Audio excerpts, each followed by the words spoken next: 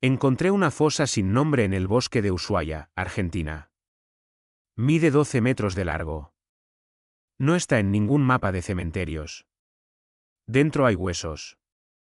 Muchos huesos. La versión oficial dice que en el penal de Ushuaia, entre 1896 y 1902, murieron 156 presos de tuberculosis. Pero yo conté los cráneos de esa fosa. Había más de 80 solo en la hilera que pude ver. Hay al menos 2 fosas más. Nadie las ha excavado. El penal de Ushuaia fue inaugurado en 1896. El gobierno argentino lo llamaba la Siberia Argentina. El frío llegaba a 20 grados bajo cero. Los presos construyeron su propia cárcel, sus propias casas, el ferrocarril y el puerto. La historia oficial dice que eran asesinos y ladrones peligrosos. Pero en 1995, una historiadora local, María Laura Cano, encontró un libro de registro de ingreso del penal. De los 234 presos que llegaron entre 1896 y 1900, 147 no tenían condena escrita. Solo una anotación, remitido por decreto del gobernador. Sin crimen, sin juicio, sin abogado. Eran obreros. Si te gustan las historias que los libros de texto no cuentan, suscríbete y activa la campanita. Esto es solo el principio. En los próximos minutos vas a ver lo que los archivos oficiales escondieron durante más de 100 años. No vas a escuchar nombres bonitos. Vas a escuchar lo que pasa cuando un gobierno decide que ciertas personas no merecen ser recordadas. En 1902, el médico del penal, un hombre llamado Santiago Bevan, escribió un informe. Decía, la tasa de mortalidad en el último año ha sido del 28%. La mayoría fallece por enfermedades respiratorias, pero también observó fracturas mal curadas y signos de agotamiento extremo. Bevan pidió mejores condiciones de alojamiento y comida. El gobernador del territorio, Félix Paz, archivó el informe. Bevan renunció al año siguiente. Murió en 1915.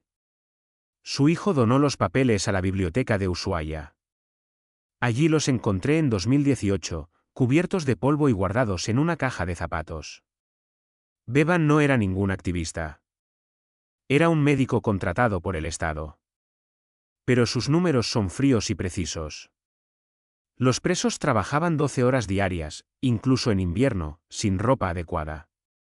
La dieta era 800 calorías diarias, mate, pan duro y un guiso sin carne.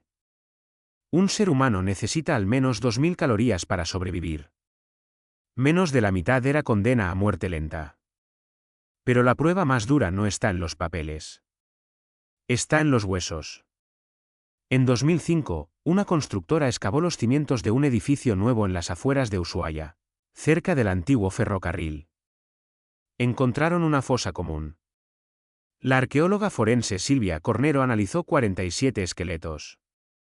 Todos eran hombres de entre 20 y 35 años. Todos tenían las mismas lesiones, vértebras lumbares aplastadas por cargar troncos de hasta 60 kilos, costillas rotas y mal soldadas, y una lesión peculiar en las rótulas. Esa lesión se llama rodilla del leñador. Se produce cuando pasas años arrodillado en el hielo, talando árboles con hacha. La esperanza de vida de un preso en Ushuaia era de 3 años después de su llegada. Los números no mienten. La versión oficial dice que esos hombres murieron de tuberculosis.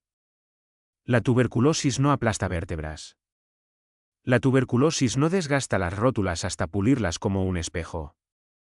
Esos huesos hablan de trabajo forzado, de frío, de hambre. La tuberculosis llegó después, cuando los cuerpos ya no tenían defensas.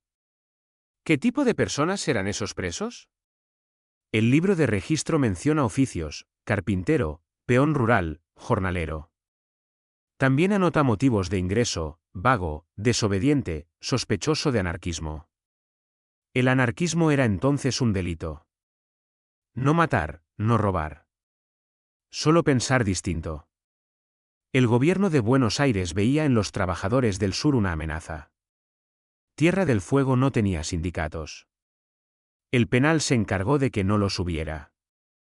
El mecanismo que borró sus nombres se llama Decreto de Prescindencia de Juicios, firmado por el gobernador Félix Paz el 18 de abril de 1898.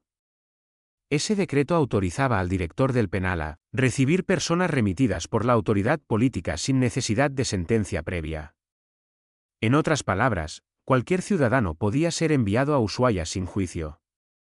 Solo bastaba que el gobernador o un jefe de policía lo considerara peligroso para la sociedad. La mayoría de los presos sin condena eran trabajadores anarquistas, sindicalistas, o simples mendigos que estorbaban a las empresas que estaban colonizando Tierra del Fuego. El gobernador Félix Paz no era un improvisado. Era abogado, había sido diputado. Sabía perfectamente que el decreto violaba la Constitución nacional. Pero la Constitución no llegaba a Ushuaia. Allí la ley la escribía él. Y detrás de él estaban los dueños de la madera. ¿Quiénes se beneficiaban de toda esta mano de obra esclava? La respuesta está en una empresa británica llamada Compañía de Tierras del Fuego. En 1893, el gobierno argentino le había otorgado una concesión de 300.000 hectáreas de bosques. La empresa prometió poblar la región con inmigrantes europeos. En lugar de eso, pidió que le enviaran presos. Los presos no cobraban salario. No necesitaban vivienda. No podían quejarse. La compañía pagaba al Estado argentino una tarifa de 30 centavos por preso por día. 30 centavos por un cuerpo que trabajaba 12 horas en el hielo. La madera se vendía en Buenos Aires a 8 pesos la tonelada. La ganancia era inmensa. Los presos no veían ni un centavo. En 1901, un inspector del gobierno argentino, Luis Agote, visitó Ushuaia. Escribió un informe lapidario: los reclusos trabajan encadenados, incluso en las letrinas. La mortalidad infantil entre los hijos de presos, nacidos en la cárcel, alcanza el 80%. No hay médico de planta. Las heridas se infectan. Los presos duermen en el suelo de cemento, sin colchón. El informe de Agote fue enviado al Ministerio del Interior. El ministro, Joaquín V. González, ordenó no darle difusión. Agote fue transferido a una provincia remota. El informe desapareció del archivo ministerial durante 70 años. Apareció en 1972, por casualidad, entre papeles de una mudanza.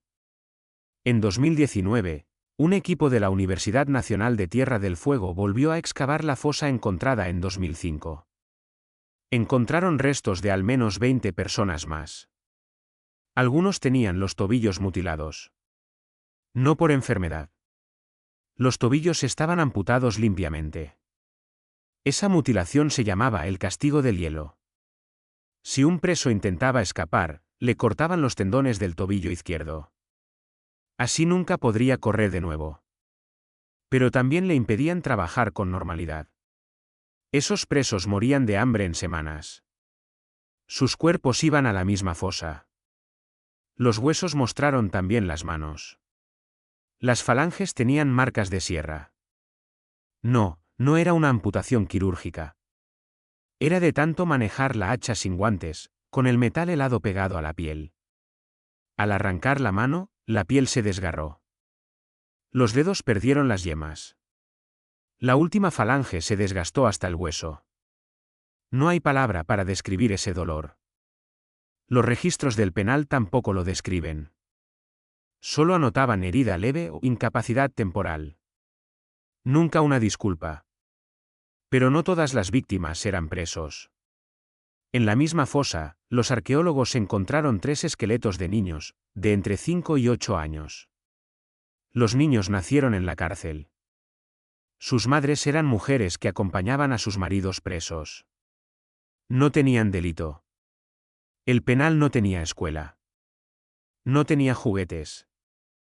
Los niños crecieron viendo a sus padres temblar de frío y hambre. Murieron de neumonía. Sus nombres no aparecen en ningún registro. En el libro de nacimientos del penal están anotados como hijo de preso, sin nombre. Cuando murieron, los tacharían de la misma lista. En 1904, un año después de que cerrara la fosa que yo encontré, el gobierno argentino prohibió la requisa de presos sin juicio. Pero la ley no fue retroactiva. Los 156 muertos quedaron enterrados sin nombre. En 1910, el censo oficial de Tierra del Fuego no mencionó ninguna fosa. Solo dijo, la población penal ha disminuido por traslados. No era cierto.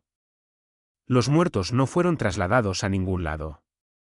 Siguen ahí, bajo el musgo y el frío. Hay más historias como esta en este canal.